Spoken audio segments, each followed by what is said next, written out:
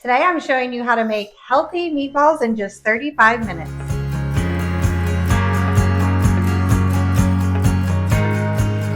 Hi, my name's Christina. I'm with eatingonadime.com. Welcome to my sister Carrie's kitchen. I'm so glad you guys are here. If you are new to our page, my sister Carrie and I are on a mission to teach real families how to make real food at home, even on a budget. And we're all about quick and easy recipes, but don't worry, we love the homemade version too.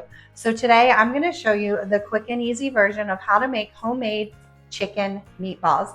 I am linking the full recipe in the description below for you, as well as all the utensils and all the things I'll be using to make the meatballs. All right, let's get cooking. First, preheat your oven to 400 degrees Fahrenheit.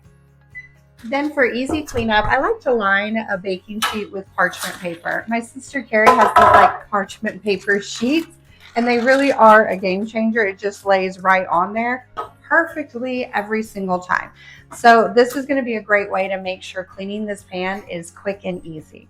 Now it's time to make the meatballs. So first, start with one large egg. I like to put the egg in the mixing bowl first because I like to whisk it and beat it up, just because it's going to help the egg mix in evenly with the other ingredients. We're just going to add that to a large bowl.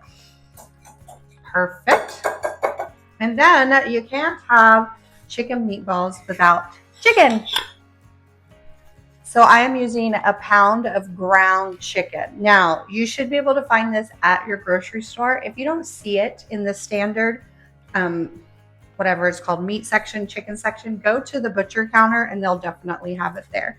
Now you can make these with ground turkey as well. And of course you can do ground beef, but we're trying to make like a leaner meatball option. And chicken's definitely going to be a leaner protein choice for you. Now we're going to add in 3/4 cup Panko breadcrumbs. You want to make sure you use the Panko one and not the regular one. I like the flavor that it adds better. And then add in 1 tablespoon of olive oil. Now we're going to add in the seasonings. Start with a teaspoon of Italian seasoning blend. Now I'm going to link a homemade recipe in the description below if you don't have this available at your grocery store. And then we're going to add in a 1/2 teaspoon of onion powder. I'm using 1/4 teaspoon, so that's why I'm doing 2. And then a 1/2 teaspoon of garlic powder as well. And then of course we need some salt and pepper, right? Like most of our recipes have salt and pepper. So start off with a 1/2 teaspoon of salt, and then just a little bit of teaspoon of pepper. So 1/4 teaspoon of black pepper. That's really all you need to season these, and they taste great. Now it's time to mix them. You can do this 2 ways, guys. You can use a sturdy spoon, like a plastic spoon or a wooden spoon, or you can use your fingers, whichever you prefer. So me personally, I use both because why not? I'm going to start with the spoon. And then when it starts to get incorporated, I'm going to use my hands, because you're going to use your hands anyway to form them into meatballs. But I don't want my hands completely covered in that egg right now, so that's why I like to start with the spoon. So now once it's pretty incorporated, use your hands. The trick with meatballs is you really want to try not to overmix, because that can make the meat tough.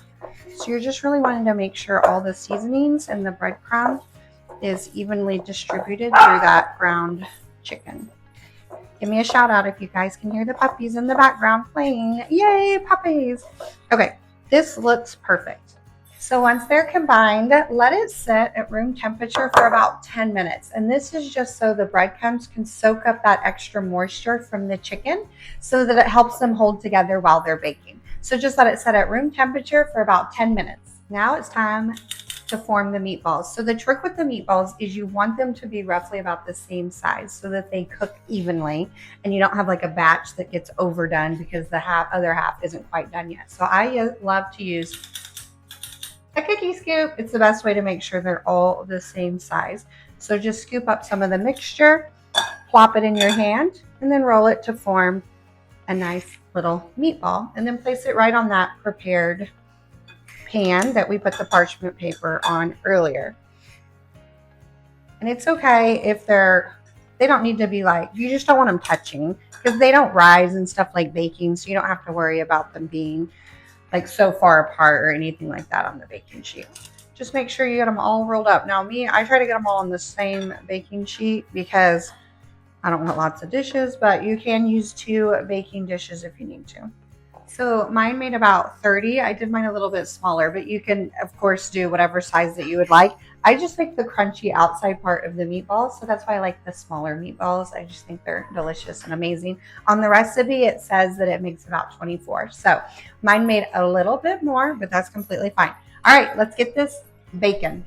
We are going to bake these for 20 to 25 minutes, but we are going to flip them over after 10 minutes. So after 10 minutes, you want to flip them over. I just use tongs, and that's because they start to brown, and you just want to evenly brown. So I just flip them, and then we're going to bake them for 10 to 15 more minutes until they reach an internal temperature of 165. And I'll show you guys how we make sure that it's reached that temperature at that time, just because you don't want like undercooked meatballs. You don't want to poison your family. That's always the goal, right, friends? It's been cooking for about 10 more minutes, and I love using these instant read meat thermometers. This is linked below. It's awesome. You can get it from Amazon. You just want to check the middle of one of the meatballs and make sure that it's coming to about 165. Okay, ours have reached the safe temperature, so they're done. So you want to pull them out and just let them cool for a bit, and then they're ready to serve. Look how amazing they look. Okay, let's talk about how to serve these. Just like any meatballs, you can serve them traditionally with marinara sauce over your favorite pasta. They actually make a really fun appetizer. You can share them with your favorite dipping sauces. I have some marinara sauce here to dip them into to sample them, and it's great. You can also just serve them as is. I like a little sauce personally, but you do you. You know what I mean? They're great either way.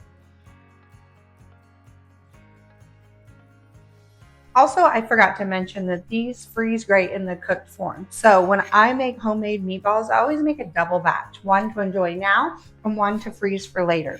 If you do want to freeze them, leave them on the baking sheet, place them in the freezer for about 10 minutes, and then transfer them to a freezer safe bag. Then all you got to do is defrost them out, heat them back up, and they're ready for a complete meal for your family. Okay, friends, it's time for my favorite part of these videos, the taste testing. Of course, I got my marinara sauce right here just to try it out.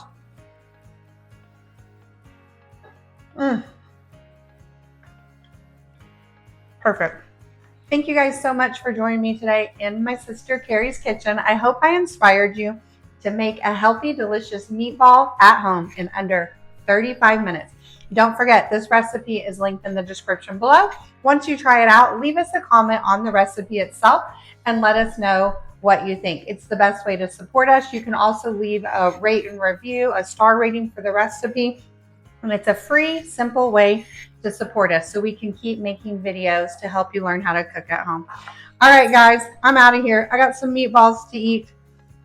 I hope you enjoyed today's recipe. Make sure that you like and subscribe so you never miss another recipe. Until then, guys, I hope you eat at home and make sure you always eat on a dime.